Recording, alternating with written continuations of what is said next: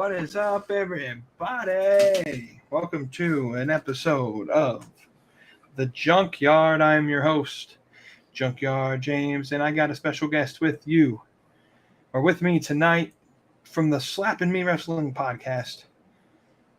You know him as Randall.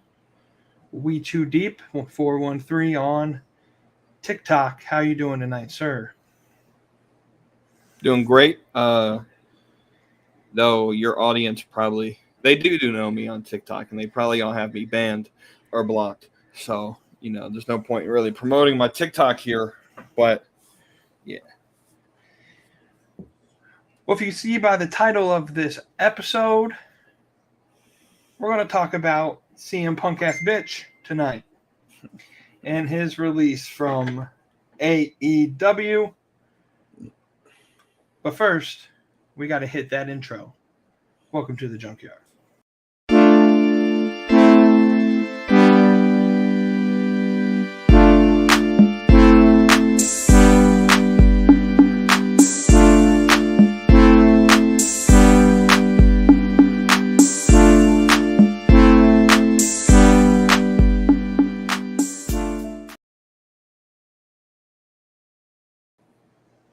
Like I said, this is the Junkyard Podcast. Be sure to follow us on Twitter/X at JunkyardMG, like our Facebook page, Junkyard Media Group. And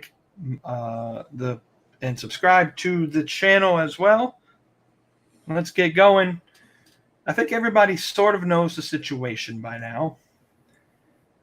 Earlier this summer, CM Punk, Jack Perry had an altercation over some glass being used, and CM Punk basically told Jack Perry not to do it. At All In, Perry, some would say, went into business for himself. Some would say was just playing a heel character and made something that was real just part of his character. Told CM Punk to cry me a river during his match with Hook. This led to an altercation backstage where CM Punk ultimately ended up putting Jack Perry in a chokehold, and some reports even saying threatening and lunging towards Tony Khan. After the investigation, the disciplinary committee made a recommendation to release CM Punk for cause, which Tony Khan, on his own accord, made the final decision to agree with the disciplinary committee. So today I want to give my friend, my guest, my bro Chacho, a chance to explain his side, because me and him disagree on the overall outcome. Is the firing justified, my friend?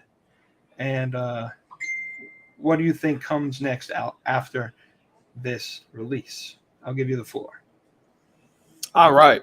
So first off, if you believed every single word he just said, you might be an elite fan. But I want to start this by laying some basic foundation, right? You can't build a house until you have the foundation. So let's lay the foundation to what my argument is, and understanding the biases of this conversation. So let's start with that part first. If you've tuned in from the beginning, you just heard Kenny Omega's theme song. There's the bias of this conversation. He's wearing the damn shirt, for God's sakes. The bias from his point of view is he likes the elite. Now, whether or not he likes Punk is irrelevant, because he clearly has shown that he cares more about the elite than CM Punk, just from the music choice and the shirt choice that he has on. Now let's go to me. I personally, as a person, do not like Phil Brooks. There is no reason for me to to argue in favor of Phil Brooks, CM Punk, because I don't like him as a person. the argument of he's a jackass. Yeah, you're right. He is a jackass. I also desperately do not like the Elite. There's my bias. So let's lay the foundation of where my argument comes from. What's my point? My argument is not whether to prove if CM Punk was innocent, because everyone with a brain knows that he's not. My argument is that CM Punk is justified. And I'm not arguing he's justified because I'm some emotional reasoning of I like CM Punk, therefore I have to defend him. That's not why I'm arguing this, because I don't like CM. I've never been a fan of him as a wrestler. I've never been a fan of him as a person. And quite honestly, me going against CM Punk and some of the things that he has done since his return is the reason why wrestling TikTok does not like me. It's part of the reason why apparently I am the worst take on wrestling TikTok in the year 2023 because of a take against CM Punk. So I have no reason to defend him. What I'm defending is that his actions are justified because of the way he was treated. So let's take a look at that. Let's paint a picture. Let's paint a picture of how CM Punk has been treated. But to paint this picture, we have to go back in time. We have to get in our time machine. We have to go back in time to 2019. When in the start of 2019, we had one playground. That playground was known as World Wrestling Entertainment. And a bunch of people known as the Elite, they wanted to create a separate playground. And so they found a coked out billionaire. We're going to call him Sniff. And he funded the building of this brand new playground. And it's supposed to be the alternative from this other playground. They had their little friends club. He had his all friends wrestling club where where the Elite bring in all of their buddies, and that's the reason why your head commentator is Excalibur, which no one would have ever hired out other than AEW. It's the reason why all of the PWG roster is accepted on AEW because of the connection to the Young Bucks and Kenny Omega.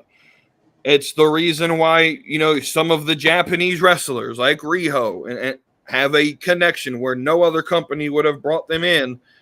AEW did. And so everyone thought this was going to be fun. It was just going to be two separate playgrounds. You choose which one you want it. And for the most part, that's how it worked.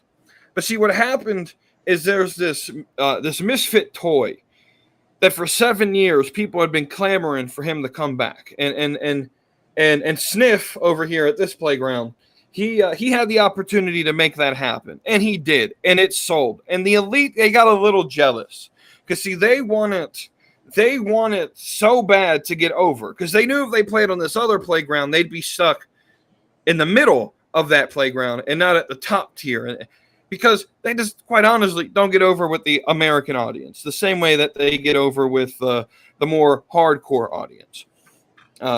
And so Sniff brings in misfit toy known as CM Punk. And you bring in CM Punk and he does numbers. He outsells the Elite, right? And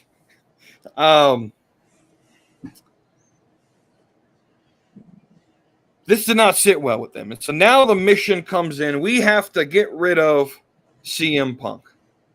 There's the mission. This is the battlefield we're on. The Elite, right? And by the way, before CM Punk gets there, old Sniff has clearly shown numerous times who his favorites are, and has shown severe favoritism backstage. And so CM Punk gets there. He outsells the Elite by miles, and they get jealous, and so they go into business for themselves. But see, I forgot to tell you, the Elite, they're EVPs of this company, meaning they have some sort of managerial role in this company. They're the bosses, so they can do whatever they want, right? So the EVPs, Omega and the Jacksons, they can't go into business for themselves, so they send their crony, old Hangman Adam Page, to do it for them.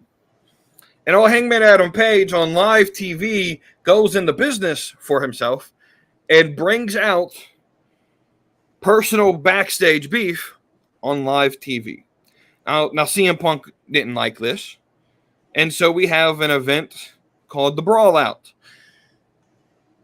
Well, then the Elite, really nothing happens. It's an old slap on the wrist, and CM Punk, technically he was injured, or he was suspended, removed off TV, and, well, what was it? May or June of this year, he comes back. But see, the EVPs, they couldn't play well with CM Punk. They didn't want to be anywhere near him. And he tried to make amends, and they just wouldn't do it. They wanted to be nowhere near him. So they created CM Punk his own little show. But this show, it's not like the other Playground. It's smaller. It's in the ghetto, not in Rancho Cucamonga, but it's in Inglewood. It's in Compton. It's out there where no one wants to go and no one wants to view it. And if they want to, they really got to try hard to watch it and view it. And it's basically a way to say, oh, look, Phil can't get over. Must mean we should get rid of him. But against all those odds, the new TV show did quite well for being a Saturday night show.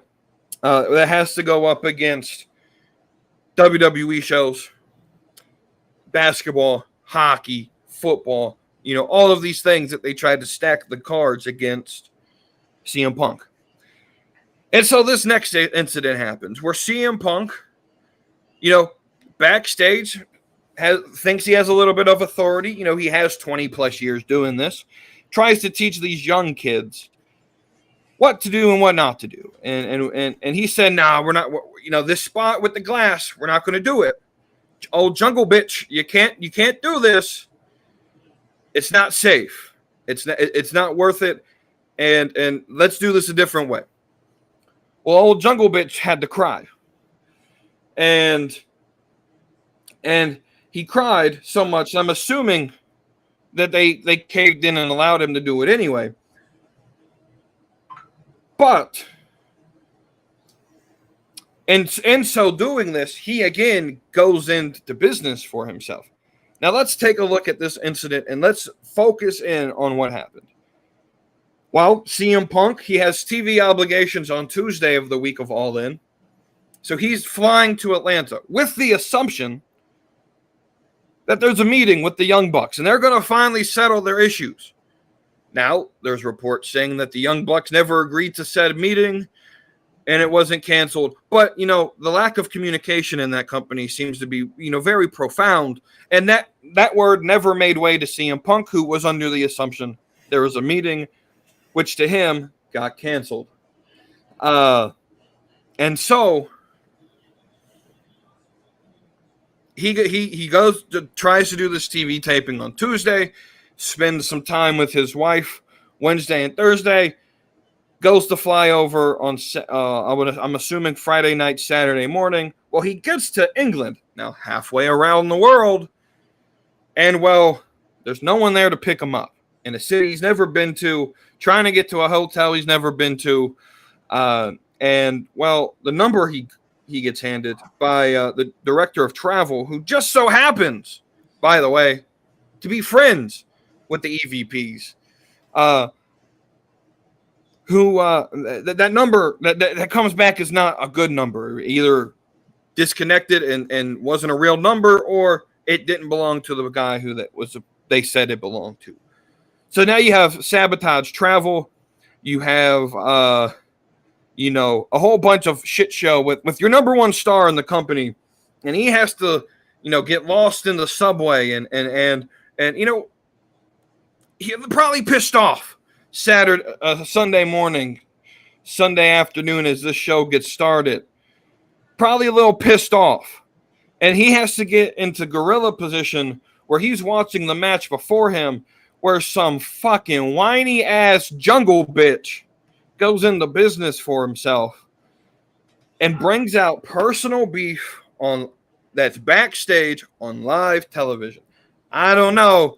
I'm not saying he's innocent, because obviously he did something, but I'm saying he's justified because of the way that he has been treated ever since he's been hired. That's the argument that I've laid out and wanted to make.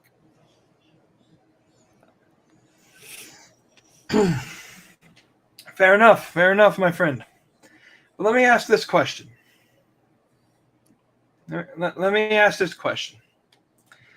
If you had issues with a coworker at your day job, let's say your company doesn't treat you the greatest, are you justified to beat the shit out of your coworker because you have... In my industry, no. But you're literally talking to carnies. The fuck you think is going to happen? This is an industry that 100 years ago was a sideshow to the carnival, where people who could not work, they're criminals, they were the weirdos, they were the people who literally could not get a job. The fuck do you think happens in these locker rooms? So no, if I were to just walk up to my boss and cuss him or her out, or if I were to go to a coworker and put them in a chokehold, no, it would not be justified.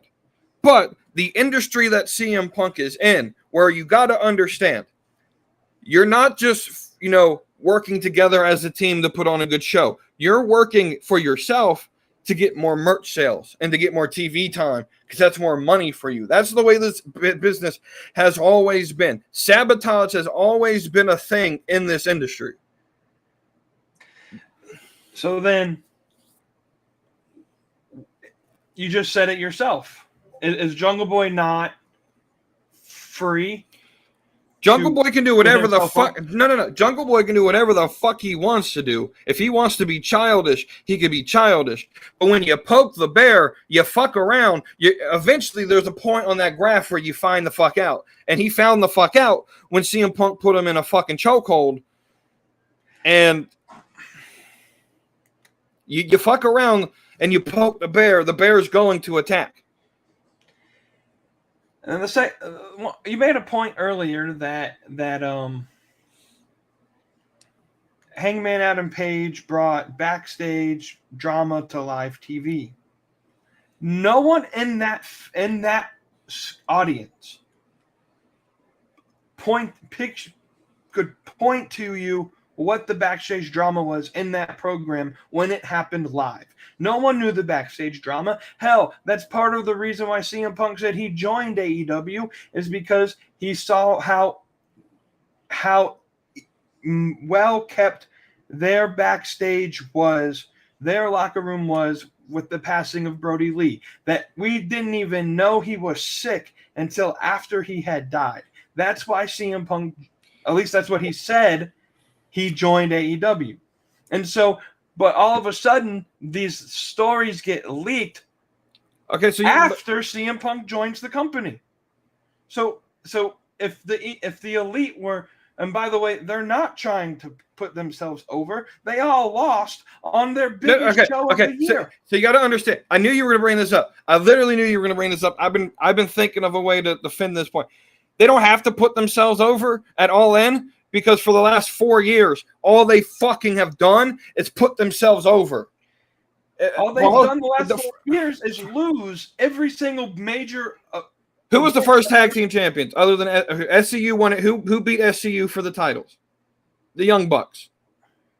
And how many times have they won the AEW title? How many times? How in the fuck can you not tell me that Kenny Omega did not purposely book himself over to where he stole Impact's title, he stole all these other companies' titles, and was like, oh, I'm a wrestling god. The fuck you are. No one fucking knows who you are. The first 2 years of AEW's existence, all the Elite did was put themselves in big opportunities. Here's the question. If they weren't putting themselves over, win or lose, why are they in on the biggest show in the tag team match? When you have tag teams down there who really would have needed a spot in that match to get noticed. But no, instead you redo a match we've already seen when you put FTR and you put them against the Young Bucks. Again, it was part of the storyline. If you understood that story, FTR wanted to fight the Young Bucks because they wanted to prove that they were the greatest tag team. And to do so, you have to beat who people would assume overall in a glancing spectrum, the greatest tag team right now was the Young Bucks. Now FTR wins in story. They're now the greatest tag team on the planet. Now, you can disagree with that. You could have another tag team as your best tag team. But that's the storyline there. And so, have we seen it before? Yes. But the story with FTR was they've finished 3 trilogies this year. The Briscoe trilogy, they finished a trilogy with the Young Bucks, and they had the trilogy with, was it the Guns, I think, this year. 3 really good trilogy of matches that they finished in a year's worth of time to end this story that they're the greatest tag team in the world. That's that story. Kenny Omega got the ever-living shit beat out of him, got a roll-up pin by Konosuke Takeshita, and the biggest show in AEW history, and then the week after, loses again to Konosuke Takeshita. So yeah, he put himself over. At the time, he was one of the best draws in the company. But ever since then, what have they done? They've let other people take the spotlight. So you can't say that the elite... First off, that's never been my argument.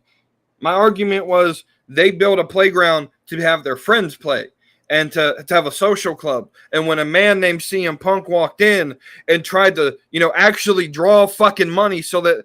How many people watched AEW before CM Punk that when CM Punk got there, they didn't watch before, but when CM Punk got there, they started watching AEW. And now they're lifelong fans. And maybe I've seen a lot of people say, I only watch because of CM Punk, and now that he's gone, I'm never watching again.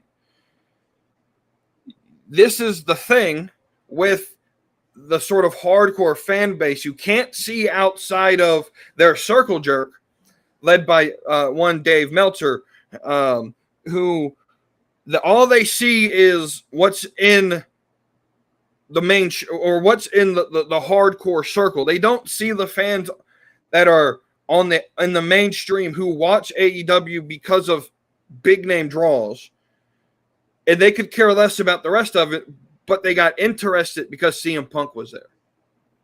You fired your biggest draw for something that the industry has had happen for literally 100 years. There's been numerous examples of talent coming to the arena with drugs and guns and beating the shit out of each other backstage.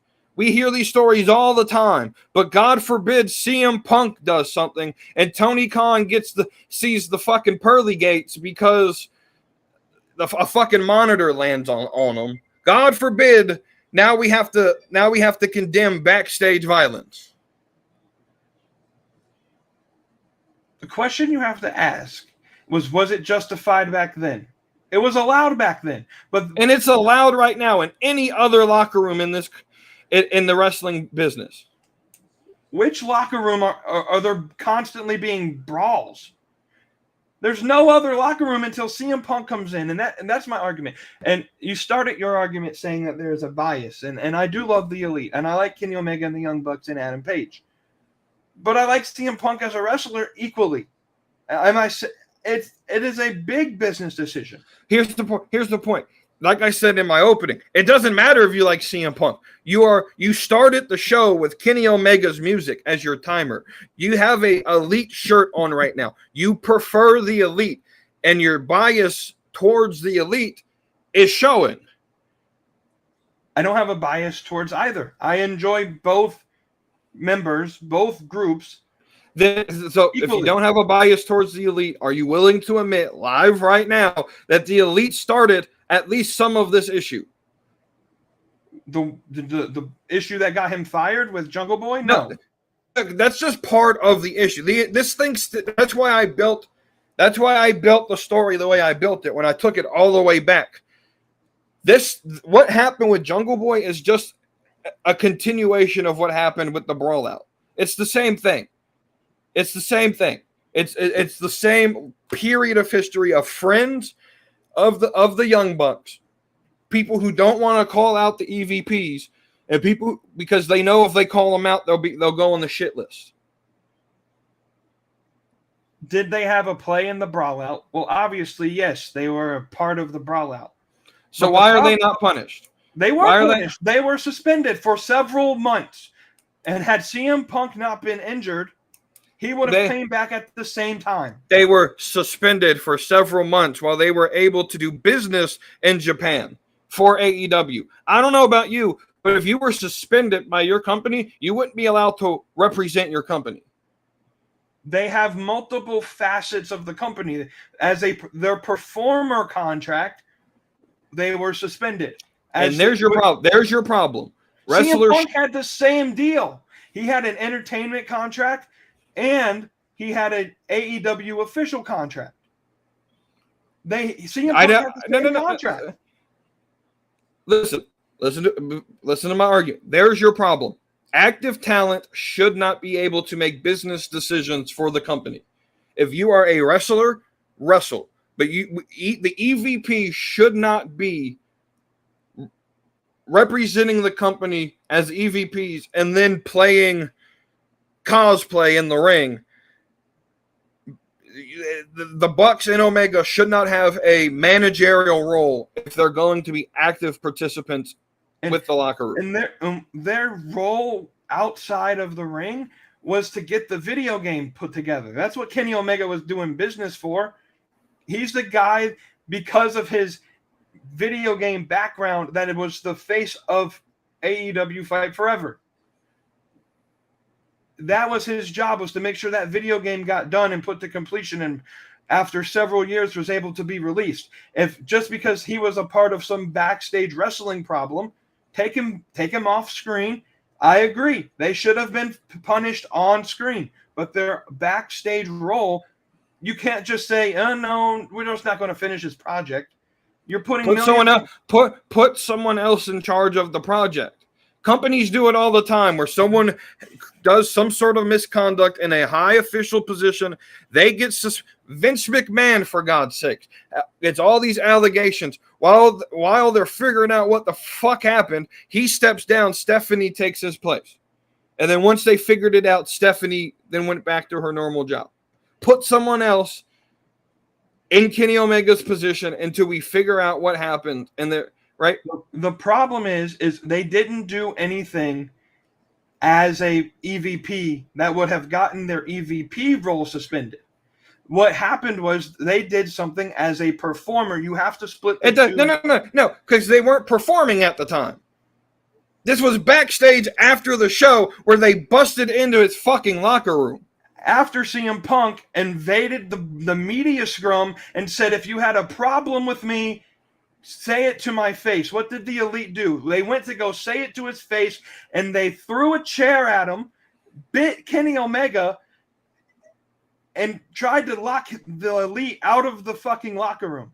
CM Punk had a bigger part to play than you think, and how... No, I'm not saying that. See, this is your problem. You think I'm saying he's innocent. I'm not. I understand CM Punk had problems with it. I've consistently said CM Punk has been completely guilty in everything that he's done. The problem with it is, what I'm trying to point out is you don't see the Elite as equally guilty in creating the monster known as CM Punk. No, because he started this back in ROH. He was a toxic character in ROH. He was a toxic character backstage in WWE. He takes 7 years off and still thinks he has some God complex because he has 20 years of experience that he can just tell other people how to run a locker room. He went in there with the goal of training young people how to get over in the business so that they're not doing fucking jumping acrobatics and flips and shit, because that doesn't sell. That doesn't sell to the mainstream. It sells to the little circle jerk, but it doesn't sell to the mainstream. It obviously sold a lot because 81,035 fans showed up at Wembley Stadium. And those are part of the circle jerk. But how many more people who could have watched that show? But you don't want to infiltrate the casual channel flipper base, because that's not who they're going for, apparently. When you should. Every business that exists, their entire goal is to get more customers. Yes, but when you're growing, your first 5 or so years, your goal is to establish a fan base that consistently returns. If you focus 50+% of your time and your money to get casual people that show up once or twice a year, you're not going to be successful in the same right as if you focus on the 85% that show up all the time. Long term, you won't be successful. I'll give you that. But AEW is in their phase of growth where they have to establish. Here's the problem. They're not fucking growing. They're not growing. In fact, their audience has shrunk on TV, which is an important metric. Whether or not you care about it, their audience is down 15% from this time last year. So where's the growth? Could you maybe reckon to think that there's a decline in TV ratings because CM Punk is causing a lot of backstage drama? Let me ask this question. I'll play a video. That's bullshit. That's bullshit. That's literally bullshit. Because Rampage starts and it gets 1 million people solely because of CM Punk. Collision starts and it gets 800,000 people, maybe closer to 1 million, because of CM Punk. Did he sustain it past week 1? No. We get 300,000 people on Collision. The thing is, with Collision, this is your playground to build your future stars. We don't need CM Punk in AEW. We don't need CM Punk. We showed at All Out that we could put on a really damn good show without the and in the long term, and in 20 years, when the mainstream wrestling audience and the mainstream culture looks back at that event, what match are they going to remember? Kenny Omega versus Konosuke Takeshita. The mainstream audience, not your circle jerk. No one gives a fuck about Twinkle Toes and Take a Shit in the mainstream. The entire everything I saw on TikTok and Facebook and Twitter have all said it was a really good show. Again, the circle jerk. What you just described, the IWC, that's the circle jerk. The mainstream audience who doesn't, when you say, name me a wrestling match from 20 years ago, they're not going to say Kenny Omega versus Take a Shit. They're not.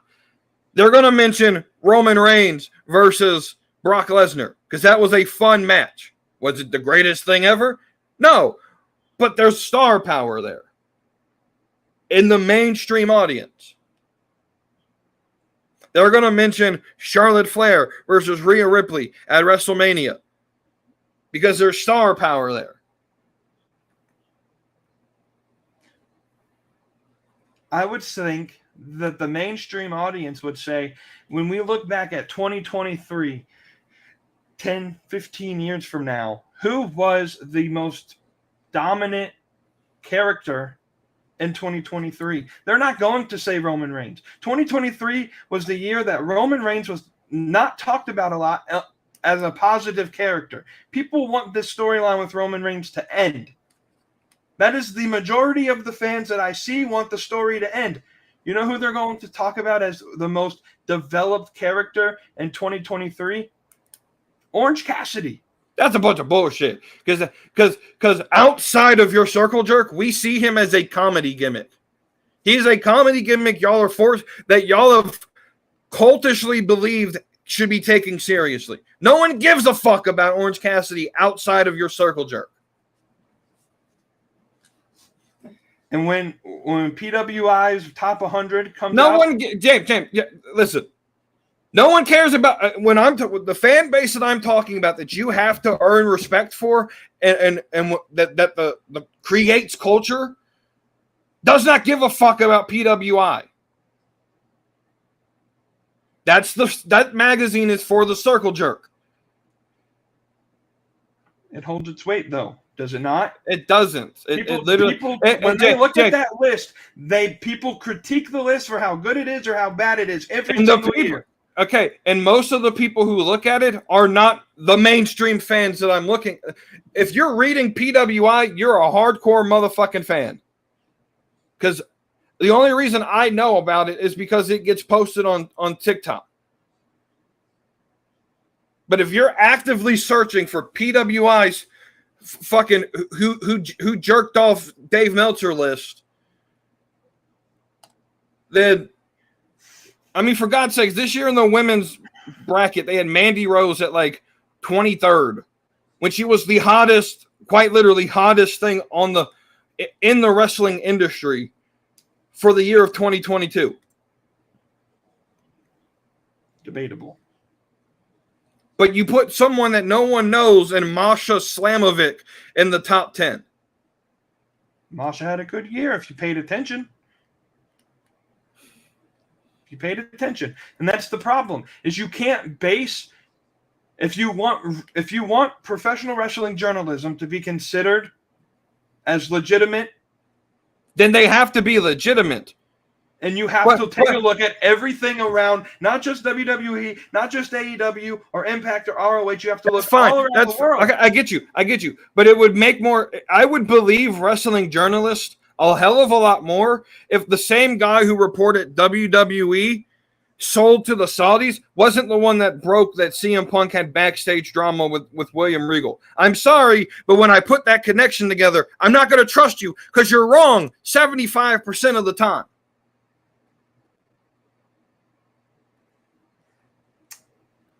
I'm going to play a clip of a TikTok I saw that is of a clip of a podcast that basically defines how I see this incident. I swear to God, if it's these fucking losers. I'm going to play this clip, and I'm going to get your response. Let's go to the clip.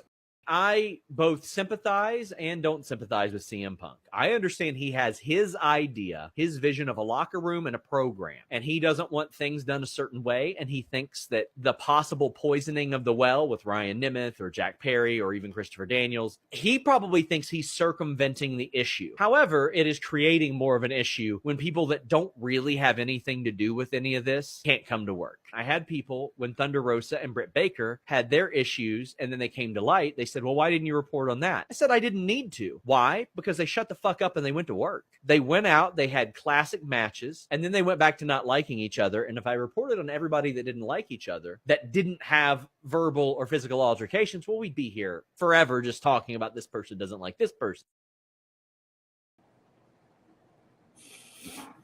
And so that's the point that I'm making. Is CM Punk is so weak-minded that words to a promo just send him off the rails. It's not about the promo, though. It's about the fact that there is a professional. Please remember that this is professional wrestling. And the young boys in your locker room, they don't think they need to fucking answer to anybody. They think they can do whatever the fuck they want, and when they don't get their way, they run to Daddy Sniff, and he's supposed to just make the problems go away. And so he goes to WWE and he runs into Seth Rollins, who's verbally said he doesn't want CM Punk to come back. And Seth Rollins is not a young boy. He's been around just as long as CM Punk. He wrestled with CM Punk in ROH in their first run. But here's your problem. Rollins had that same type of issue with Matt Riddle. You know what they did? They put on one of the best feuds of 2022. And then they shut the fuck up.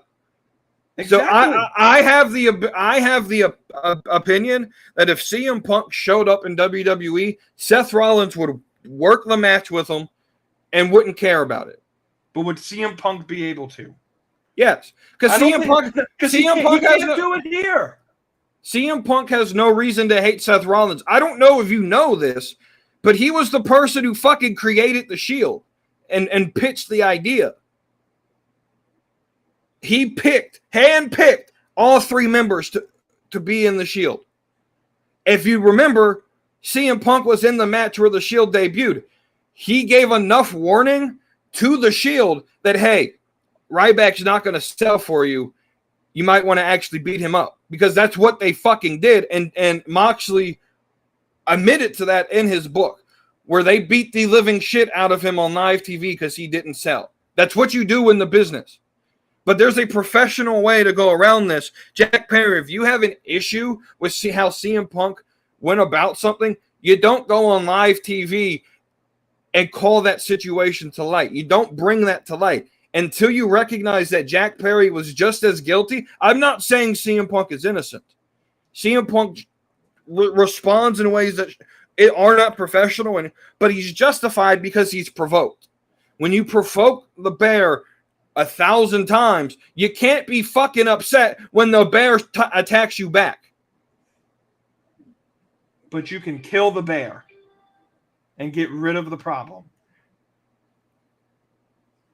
That's what I'm trying to say. So I guess the issue goes back to why didn't and like I've always said, every time I talk about this situation, I always take it back to whose fault it really is, and that is Tony Khan.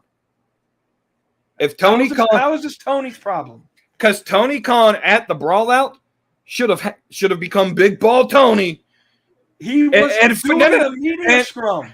Okay, so after it happened, when he's done and he hears about the incident, you do what your normal bosses do, and you suspend. You do what he did. You suspend them, but then when you recognize what happened, you get rid of the parties that caused the drama. And in most HR situations, both parties get fired. But Tony Khan didn't want to bring a bad light to his name and to his company. And so he just let it happen. And he didn't really do much of anything about it. He took care of it. And he gave CM Punk what he wanted, his own show. And he still couldn't No. Listen. So CM Punk's the problem, but it's okay that we keep the problem here. Because Tony Khan took care of it. No, Tony Khan should have fired him the first time. He should have punished and suspended and honestly, to me, fired the Elite the first time. You know what that does? That ends all other drama, because you become Big Ball Tony, and you nip it in the bud. But now what you do is now people look at Tony Khan and say, "Oh, this man's a fucking bitch. We can do whatever." He took care of the situation in the way that made the most sense. The Elite were suspended from their performing. Dude, they got a fucking slap on the wrist. They had to change literally months of storyline. The first ever Trios champion holds the belt for less than 24 hours. That's not my worry. But if you're going to punish CM Punk like he justifiably should have been punished because he was guilty, but the Elite were just as guilty, and they got the same penalty. Again, if Punk wasn't injured, he would have came back at the same time. Do you actually believe that? I do believe that. But oh wait, hold up. There's a story that came out. Maybe CM Punk did want to leave AEW. And he's he's justifiable in wanting to leave a toxic locker room that is sabotaging his run. And you can't take that story and act like you've never gone to another company to hear what they would offer you. Not in the same industry. I've never gone. My job now, I have never gone to a competitor while employed by my current employer and said, "Hey, I make this much now. How much would you give me?" I've never done that. Well, I don't know if you know this, but that's like a lot of people do that. And that's why a lot of companies make you sign non-compete clauses. I agree with WWE for their non-compete clauses because it keeps you from poaching. Poaching talent is illegal. You can't just take everybody's talent. That is illegal in America. You can't just poach talent from one company. That is illegal. The story said CM Punk had. Here's my question. Back in December, while he was still healing, while he was still under suspension, maybe I'll go and show up at the Royal Rumble. So maybe he comes back and he says, "Oh, Tony won't release me. I'm gonna just do something more insane to get released this time." He's justifiable to react that way, though. That's the whole point that I've been trying to get across your head. When you're provoked, when you threaten non-performers like CM Punk threatened, no. See, here's my problem. No one was backstage that's talking about this. The media is saying one thing, but we don't know what actually happened back there. I'm sorry, but if Jungle Boy or Matt Hardy or any of these people that have any relationship to being friends with the Elite are going to say something about what CM Punk did, I'm sorry. I take that with a very, very big grain of salt because they've lied on CM Punk before. So what about Miro? When the story first broke, that Jack Perry provoked it, retweeted it, and said that was very much a lie. Miro said that. Okay. I don't think Miro is super in bed with the Elite. You don't have to be the best of friends, but if you want to, I can feel it in that locker room, and I'm not even there, that there's a tension that if you want to get booked, you have to not piss off the EVPs. And that's why I believe if they're going to be active performers, they cannot be decision makers at the same time. Tony Khan makes all the booking decisions. He is the head of booking. James, you're fucking ignorant if you don't think that the Elite don't go up to him and be like, "Hey, man, I think we should do this. It's your call, but I could guarantee you Triple H is not the only one booking Raw and SmackDown because Vince McMahon picks up that phone and says, "Hey, Trips, man, this is how we're supposed to do this. This is my recommendation. You're the head booker." You're ignorant if you think Tony Khan books every fucking segment of that show. Until he proves otherwise, why am I not the believer? And here's because it's fucking common sense. You're going to tell me that he writes 5 hours of programming every week. He doesn't ask the Elite. He asked Bryan Danielson what to do. Tony Khan said on a podcast, if he just for whatever reason decided to stop doing AEW, he wouldn't pick Kenny Omega or the Young Bucks to replace him. He'd pick Bryan Danielson to replace him because Bryan Danielson knows what to do. He has that experience. So it's not like all he does is, "Hey, Kenny, hey, Adam, hey, Nick and Matt, what should I do here?" He goes to, other people outside of the EVPs. Which is fine. I'm not saying he doesn't, but you're not going to sit here and tell me that the Jacksons don't go up to Tony Khan and say, "Hey, here's a suggestion. Why don't we do this?" I'm not saying they don't, but Tony Khan has final authority over what gets booked. That's what I'm saying. So it's not like Matt says, "Hey, Tony, I think this should happen," and it just magically happens. Okay, but they have meetings and okay, we're going to take a look at this incident that happened and who's here, what happened, and then all of a sudden we get all these articles at the same time written by people who are friends of the Elite condemning CM Punk, and no one knows. No one knows video of the incident. There's live video of the incident. Are they going to release that incident? Maybe soon. They should. Soon. And they should. I agree. They should release it. And Tony Khan, instead of going on TV and saying, "I'm scared of my life," should explain what the fuck happened backstage so that the fans aren't fucking confused. There's a legal process to what he can release. You have to get permission from Wembley to use Wembley cameras. Wembley has to release that footage. And if there's not a police report being brought, that footage probably doesn't get released to the public. So unless Perry's going to press personal charges against CM Punk, which I doubt he will. Oh, and guess what? Jack Perry's suspended indefinitely. We don't know when he's coming back. Okay. He should be fired because he provoked the incident. He went on live TV and provoked CM Punk.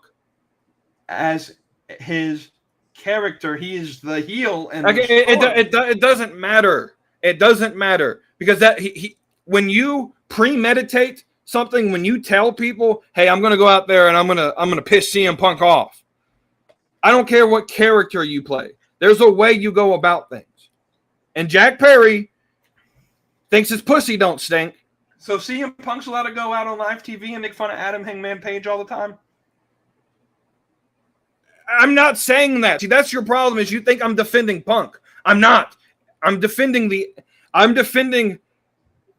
common sense argument. I don't care. CM Punk was guilty. I've said it. I don't care about CM Punk. He can go away forever for all I give a fuck. The problem is my argument is against the idea that the Elite and Jack Perry did nothing wrong in this situation. Did I ever say they were? You've basically spent the last 54 minutes telling me that Jack Perry did nothing wrong and CM Punk provoked the incident. Well, when Jack Perry when you go on TV and say, "Oh, cry me a river," and you walk backstage with a man you know is soft, with a man you know reacts erratically, why do you poke it? If you go to a viper or a cobra, knowing it's going to strike you, and you fuck with it, you can't be surprised when it bites you. I'm not disagreeing there. But the point is, just like Sean said in the video I said, Sean's a fucking pussy. With Thunder Rosa and Britt Baker, no one knew until All Access was on TV that Britt and Thunder Rosa had backstage heat. No one knew. There was no news reports of that from anybody. AEW released the beef. Why?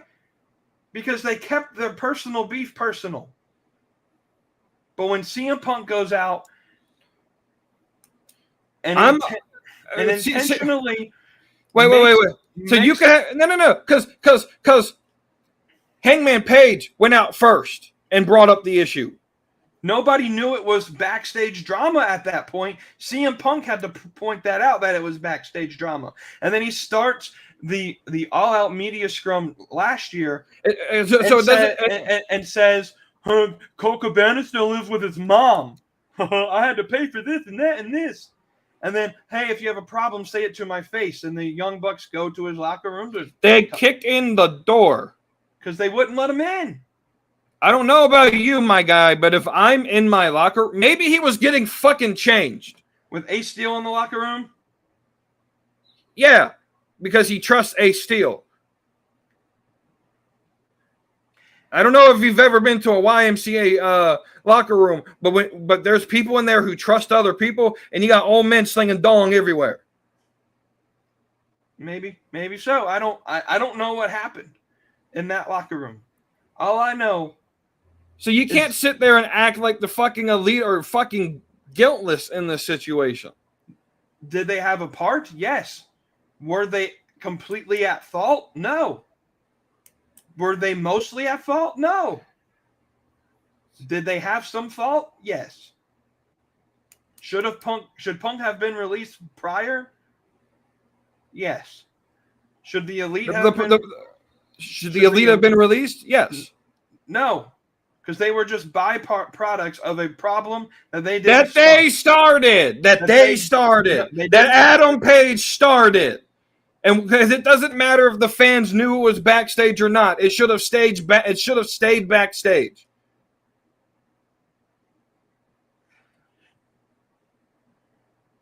Well, we're just gonna have to agree to disagree on that.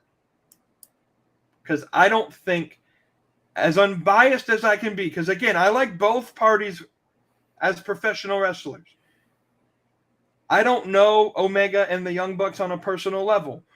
but we have a track record with CM Punk from ROH to TNA to WWE and everywhere that he's been a toxic cancer to any locker room he steps foot in. So why should I believe that he's just, not toxic, the toxic one in this situation? No one's saying he's not.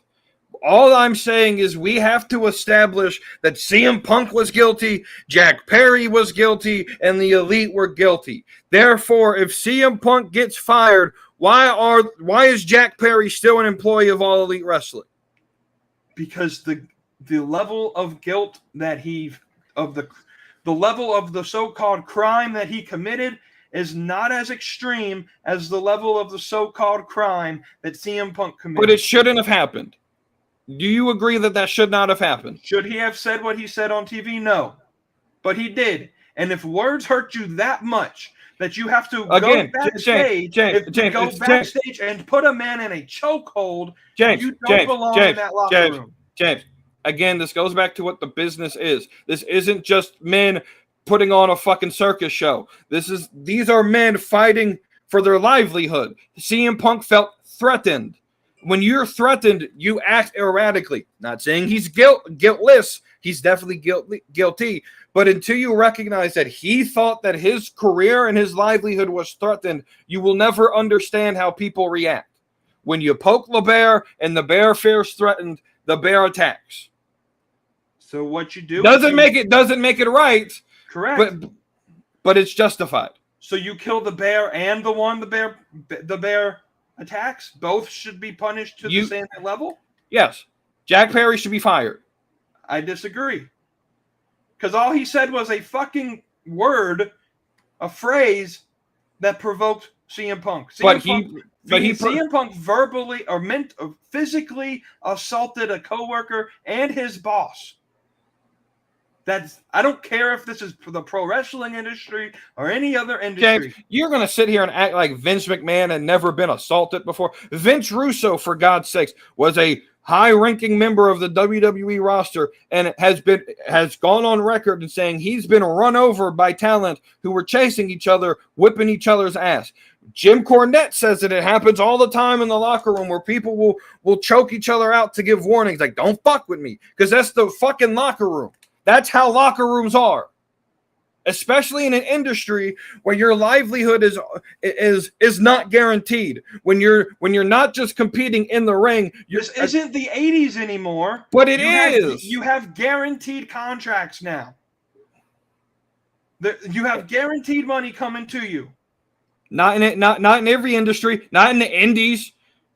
Tony Khan may give guaranteed contracts, but I guarantee you that WWE doesn't. So in AEW, you get guaranteed contracts. And again, at this point in time, but even with the guaranteed contract in this industry, the next contract, you want more money. The only way you get more money is if you get more TV time and more merch sales. He was the top seller of AEW and the top. And they were threatening that. They were trying to get him fired.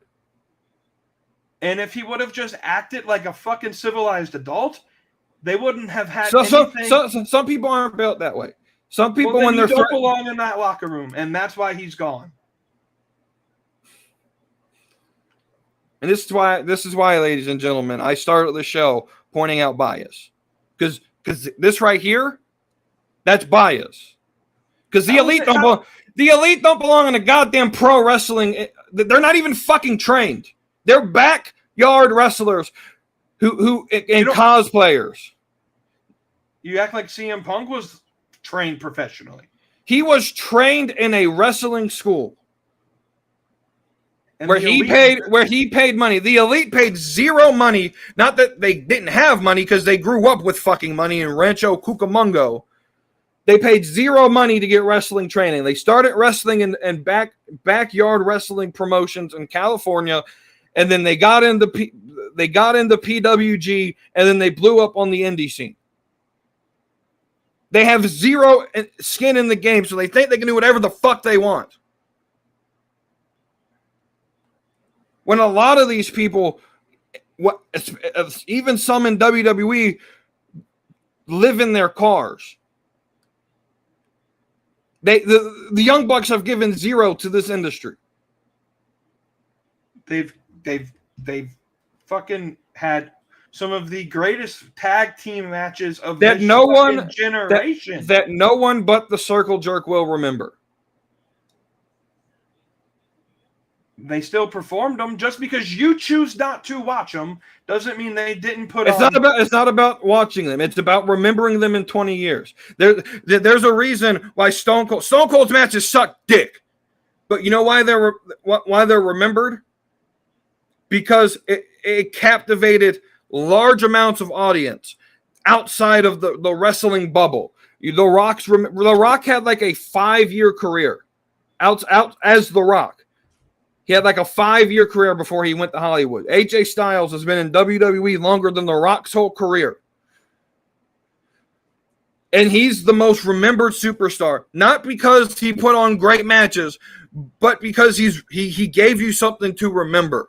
And outside of the wrestling bubble, no one's going to remember the Young Bucks. The times are different. The times are not different.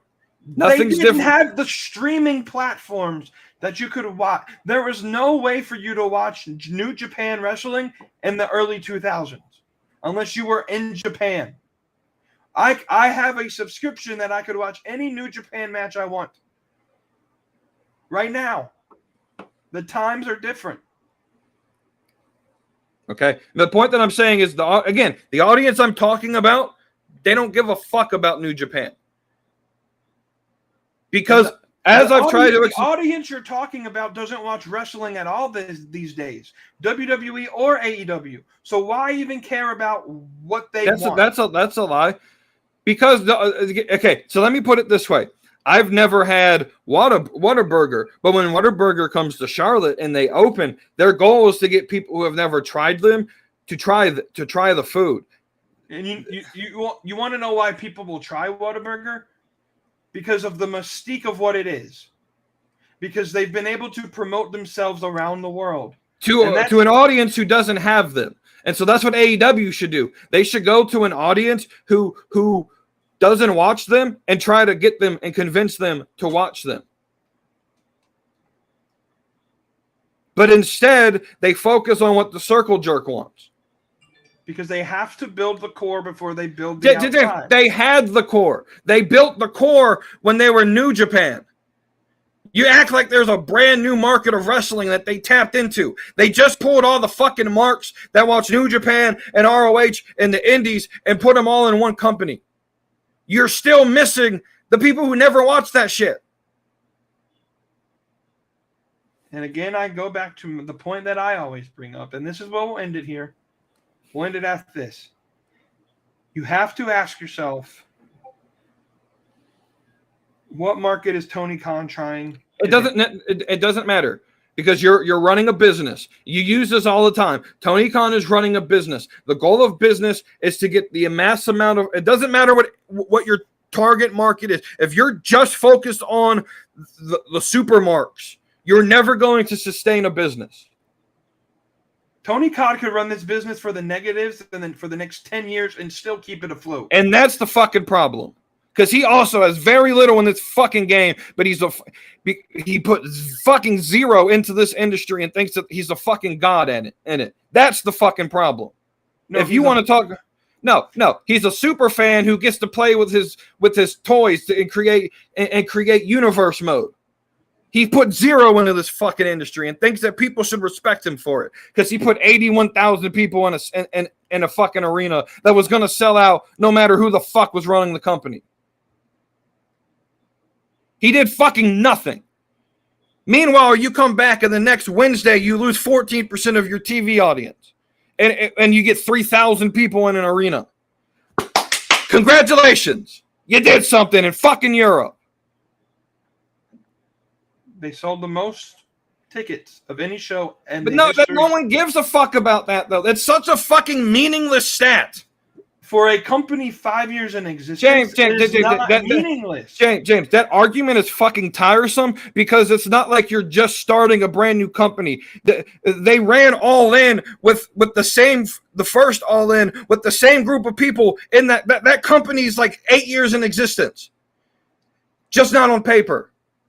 And they're taking established stars from other companies and putting them together. What the fuck did you think? It's not like they fucking created a brand new business. They have the same fucking fans that watched the Indies. They're now watching AEW. The same fans that watched religiously ROH, they're watching AEW. The same fans that watched New Japan religiously, they're watching AEW. They didn't find a fucking new source of fans. They're not. That's what I'm trying to get the point across. They're not trying to expand. But here's the problem. I get it. No. They're trying. The point of AEW. But you're missing the point that I'm making. You just said for a company that's 5 years in. James, they're using the fan base of the last 20 years of other companies together. It's not like they just created a brand new product and had to go out and start from scratch. They already had the fucking marks in their back pocket. From day one, they had the marks in their back pocket. The day AEW was written on paper as an official company in the state of Delaware, because that's where it's registered at, and they announced it in that little press conference thing. They had the marks on day one. They haven't grown the business since then. And my point I'm trying to make. But okay, so if you're going to make this point, and that's a valid point, you cannot use they're only 5 years in existence because they go against each other. It's either or. It's either or. It's either we're 5 years in existence and we're suffering to get fans because we're only 5 years in existence, versus we have the fans already. And we're not trying to build past the fans we already have. You can't use both arguments. I'm not saying they're not trying to build the fans. I'm just saying that's not their main point. If you listen to everything AEW has said, it was to give the fans that they already had an alternative on TV that could coincide with WWE. That's why they don't fight AEW. That's why they have Rampage at 10 o'clock on Friday and not 8 o'clock. Because they're not trying to go in competition with WWE. That's why they don't put a show on Thursday, because they want Impact Wrestling to have their night. That, 2,000 people can see? That's why they don't have a show on Tuesdays, because they let NXT have their spot. If you want to believe that, I got ocean property in the state of Kansas for you. If Tony Khan could, he would. He could what? If Tony Khan thought he could actually beat WWE, he would try. But he doesn't. He understands he can't beat WWE. He understands that both companies' success helps the industry grow. What made pro wrestling so great in the 90s? Not that WWE had the Attitude Era, because without WCW, the Attitude Era wouldn't have began. Both companies, and this is any industry. But guess what? When WWE recognized WCW was doing reality style wrestling and they created the Attitude Era, they did it better than WCW. And then that's why because they had to do it better in order to get. No, they would have done it better without having to or not. It's just the way the monster is created. They have the better show. And that's not because I'm a WWE fan, because the last couple weeks have been pretty fucking boring. But I'm just saying, you can't use the fucking excuse that everybody uses. Oh, well, WWE had a 40-year advantage. Okay, you still have the same fan base New Japan had built 20 years ago. That fan base is watching your show. It's pre-established. Impact's fan base watches your show. The indie programs watch your show. ROH's old fans watch your show. It's not like you're just having to go out and find new fan base, as if I would if I were to create a new promotion. and you have to look at it from the appeal that it's. We all know this. You've even said it. This is Tony Khan's fanfare project. Okay, then if that's not existent, and to be in business, to play universe mode, go fucking buy a video game and play universe mode, Tony Khan. He's doing a pretty fucking good job at playing universe mode because he's getting billion-dollar estimates for the evaluation of his company. His next business deal is going to be billions of dollars, and he's most likely going to get a streaming network to put all of his shit on that'll stay on that streaming network for the eternity of time. It's pretty a damn good job. You don't give Tony Khan the credit that he deserves because it's not like he hasn't fucking earned it. He's a fucking billionaire that uses daddy's money and thinks that he's fucking owed the world. I don't give a he put zero business. You know what? I respect Dixie Carter a lot more than I respect Tony Khan. I respect a little bit Jeff Jarrett more than Tony Khan because they had to bust their ass to get to where the heights that they got their companies to. Tony Khan could go and ask daddy for $1 billion to go sign all the fucking talent in the world. And he wants you to act like he did something. You overpaid a lot of your roster. You're in the red 5 years in, and you have a video. That's normal for every business, by the way. And you have a video game that you spent 3 years to produce that no one fucking talks about anymore. I don't even see fucking marks and people in the circle jerk talking about that shit. And the only thing I've seen about in the last month is, oh man, I wish they'd update the game already. They just updated it. Stadium TFT mode is live. And yet no one's talking about it. You spent 3 years and billions of dollars to put out a game that looks like it's from 1994 and no one fucking plays anymore. They made their money back. Hundreds of thousands of people bought it on day one. And they don't play it now. They still made the money back. That's not the point. That's not the point. WWE consistently makes video games. Other than 2020, which was completely unplayable, but 2023, people play, and they stream and they talk about it. I don't see people talking about this, not even AEW fans. That's a problem. You spent 3 years developing this game. That's a problem. And the people that play it. They made the money that they made the money back. They made more than enough money on that game. I don't see where that's a diss. But it's about the longevity. No one's going to talk about that game. They're not releasing a second game. They've already said it's just one download with multiple. But DLCs. in 20 years, no one's going to look back and say, "Oh, what a good game that Fight Forever was." But they're not going to have to. Again, the game wasn't built for just the average everyday video game player to play it. The game was built for one specific fan base in mind, which is why Kenny Omega led the project. Okay, so you just admitted this was Kenny Omega's circle jerk. This was his fucking wet dream project where he wanted to put himself in a video game. And then, hey, how about Warner Bros. Building a mobile game for AEW? No one plays mobile games. Shut the fuck up. No one gives a fuck about their mobile game. This isn't fucking 2013 anymore. No one's playing fucking mobile games. Maybe you don't, but there's a market for it. There's a market for it. That's why every content creator gets sponsored by Raid Shadow Legends or whatever the fuck the game is. Because there's a market for it.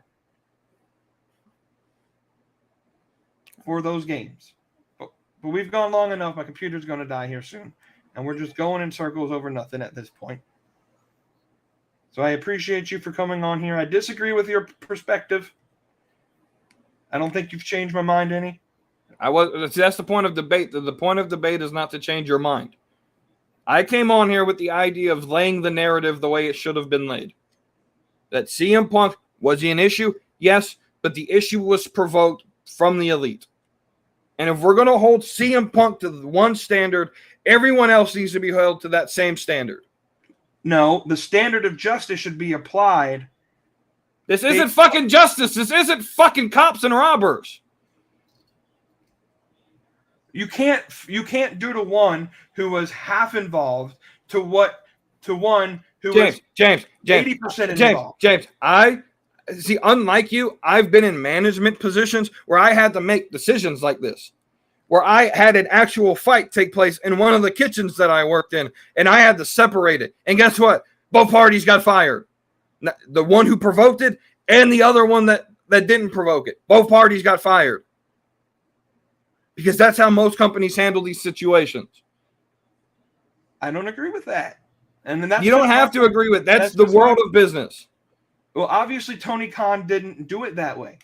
Tony Khan has no ball. Tony Khan has no ball. That's his business model. He has the ability. He has the ability to do what he wants with his business. Right. And just like the Urban Meyer hire was a bad hire for his dad, apparently the apple doesn't fall too far from the tree, because keeping Jack Perry and keeping the Young Bucks is a bad business decision. When you're going to get rid of your biggest draw your company has ever had, that's a bad business. What, the next year? Jack Perry has 20 more years in him. If you think so.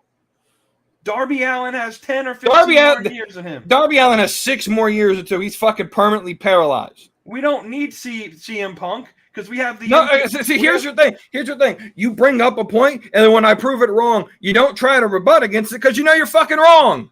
No, I think Darby Allin has 15 years. Darby Allin's already complaining about back pain. I complain about back pain. That's nothing. But that's not the point. Darby Allin is complaining about potential serious injuries in his back from another dumb spot. It's not like I haven't warned against the fact that the coffin drop is the dumbest finisher ever.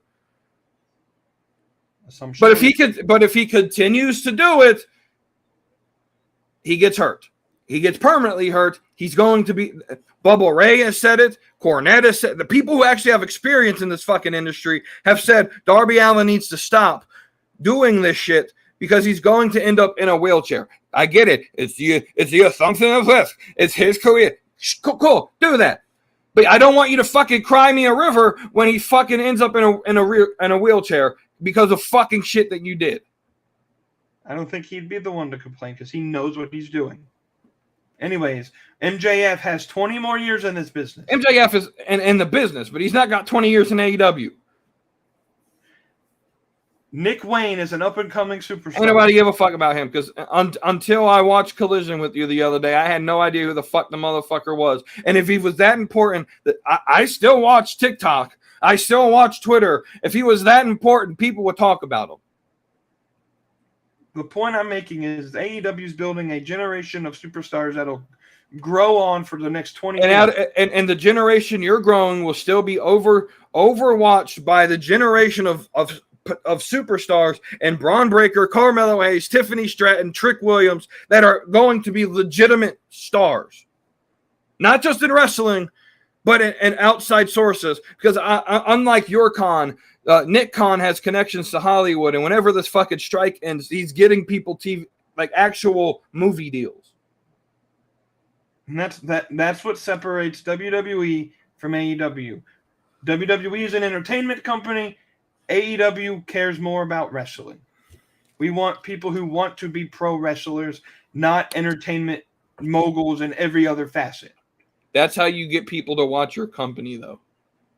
John Cena puts eyes and asses in seats, not because he's some great wrestler, but because he's in movies, and when he shows up at WWE, people care. But when Kenny Omega leaves and then Kenny Omega comes back, the only people that care about Kenny Omega is the people sucking his dick. No, those same people are the people that they are marketing the company to. But you're not going to see. And again, that's not how you run a business. That's fucking poor business. And at some point, Shad Khan's got to step in and say, Tony, you're not even on the fucking business contract. At some point, Shad Khan's going to see, oh, you're getting $1 billion from Warner Bros. For this? Yeah, that's a pretty good deal. Yeah, but at the meantime, WWE's getting $9 million from Endeavor and still making money as a company for Peacock, where they're about to re-sign. and probably ESPN, where ESPN's going to donate or pay a shit ton of money for everything that they'll get with WWE. You're not proving anything that the AEW. What about that Fox deal? Oh, they're losing money by the day. Fox is losing money by the day. Not WWE. WWE's making billions of dollars off of that deal. That's why Fox isn't redoing it. Fox is the one losing money. So go blame Fox for the bad business deal. Don't blame WWE because they rate them in the contract. The point I'm making is AEW's making Warner Brothers money. WWE isn't making Fox any money. You don't understand how TV deals work then. WWE's goal is not to make Fox money. Fox chose WWE's programming because they thought they could sell ad revenue. Fox made a bad deal. That's not WWE's fault. You can't blame WWE because Fox overpaid for it. We all said put on better products that more sponsors want. James, SmackDown has been the best wrestling show in the world for the last 3 years. The problem is the business is dying because everyone's going away from entertainment based to the fucking flippy shit that the circle jerk loves. No, the problem is ad revenue is going to other sources other than cable. WWE is not willing to go back to streamings only. The fuck are you talking about? They're the people who start the fucking model Tony Khan is following right now. Vince McMahon started in 2014. Don't give me that fucking shit. They got ahead of it before anyone else did. Tony Khan is literally copying the Peacock deal. It's the same fucking shit. You're not doing anything special. And that's what I'm trying to say. Until you get the fucking dicks between your fucking orifices and actually pay attention. Tony Khan thinks he's a fucking god to the industry, and he's done nothing. I don't think Tony Khan's a fan who's super humble and super appreciative. Humble. He just went on there and talked about, we had the greatest show ever. We have the greatest show. We're out here better than WrestleMania. That's not fucking humble. You obviously haven't been to an AEW show where he comes out before every. I've been to every time they come to Charlotte. I come. Don't play that shit. He comes out and he thanks every single fan for coming out. Because that's what you do when you're a business owner. Is you go out there and thank your customers for actually giving you money. But in some of these backstage interviews where he talks about, I'm not going to take this shit. We did this number and that no one fucking cares about because WWE's already done it. Like, he thinks he's done something in the business, and he hasn't. His company holds the record for most paid fans. That speaks something. James, okay, so I'm going to make this plain and simple. That fucking event was going to sell out no matter what. Whether it was WWE, and honestly, if Wembley would have paid more money to get Clash at the Castle, it wouldn't have been in Wales. It would have been in Wembley because that was the first place they went to. But Wembley didn't want to pay the money for it because they didn't know if it would sell or not. Which is a good decision by Wembley because why take a risk to rent a 90,000 seat arena if you're only going to get 40,000? But the point that I'm trying to make is if WWE ran Clash at the Castle at Wembley instead of Wales, it would have sold 90,000 tickets. It would have sold 90,000 tickets because the UK market is starved for big events. It doesn't matter what the card was, who was at the show, the fans would have shown up because it's the first event of this type since the 90s. And it would have sold out no matter what. You can't sit here and claim that. Do it in America. Sell out AT&T Arena. They can't. Because WWE blocks them from running those big stadiums. They don't even, James, they don't run AT&T Stadium every year. It would be ridiculous to run 100,000 seat arena every single year. Tony Khan, the Arthur Ashe show, Tony Khan won it at Madison Square Garden. James, they didn't allow him to conduct a business deal because of WWE blocking him. Okay, and Madison Square Garden has been the central hub of WWE since 1984. I'm sorry, but Madison Square Garden has a business relationship. But if you're going to use this, they block it. You're wrong. They blocked the AEW from using arenas, even though Greensboro Coliseum was used by Raw and Collision within 3 months of each other. The same with Dayton, Ohio. I'm not saying every show has been blocked, but there's a reason that they can't use Madison Square Garden because WWE puts in the contract that other shows can't work there. James, if you build a business, if you build a promotion and you start it there, that's like Madison. When you think of Madison Square Garden, you think of WWE. I actually think of the New York Knicks. When you think of in the wrestling industry and you think of important events that happened, WWE is not going to let anyone use its arena that it used its first 3 fucking WrestleManias at. So you can't sit here and say, you sell out X and Y when they physically can't. Okay, so that's Madison Square. Go to AT&T Arena and fill up 100,000 seats. WWE hasn't used that since WrestleMania 38. So it's been well past whatever contract they would have had. Go out and put a big-ass event in AT&T Stadium. But you know it won't sell in America. Until you do it in America, I don't give a fuck how many people you fit into a European stadium. Just like when and that's where your bias is. And you think the American market is the most important market. In the television market, for all entertainment industries, China and America are the only markets that matter. But that's why I was going to continue that and say, so when WWE goes and fills up, I forgot the name of the arena in Australia that sits like 120,000 people. I'm not going to give a fuck. I'm not going to use that number as anything because it was going to sell out no matter what. You give them Rhea Ripley, that fucking card sells out. Because the audience doesn't get a show. Do it in America. Repeat it in America. I'm going to hold to the opinion, and we're actually going to stop here because we are going a little too long. I'm going to hold to the view that the American audience isn't the most important audience.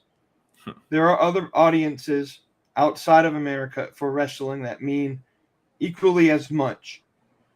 And in any statistical category, AEW wipes the map. In Europe. Yes. In Europe. But WWE doesn't target Europe. And that's what that's the point I was trying to make. You have your target audience. AEW has their target audience. You can't say AEW's business dealings are bad because they don't have the same target audience as their competitor, because it would be dumb to run the same target audience as your competitor. They're focused on 2 different strategies. And all I got to see is that viewership for WWE has gone up and viewership for AEW has gone down, and that's all I fucking care about. That's all the TV networks care about is how many people can you get to watch my show. Well, obviously, Warner doesn't care about the drop because they're giving him a bigger contract. Because it's the only thing on Warner Television. They have hockey and basketball. Okay. But outside of MLB playoffs. Okay, but those are yearly events. Weekly television, they have nothing else. They have nothing else outside in weekly television. True TV reruns fucking Impractical Jokers. Discovery, I don't even think shows anything. Food Network, which is owned by them, reruns Beat Bobby Flay and fucking all of Guy Fieri shows every fucking hour. There is zero original programming week to week other than AEW and Tacoma FD. HGTV has new stuff that comes out. James, fucking 80-year-olds watch HGTV.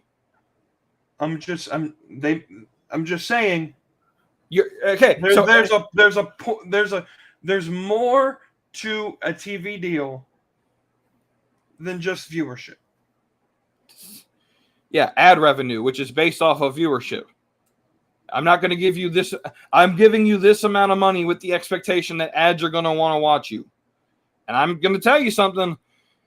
When that Collision rating goes down to 300,000 because CM Punk's not there, and you got the fucking the circle jerks running around the ring acting like they're giving their little victory lap.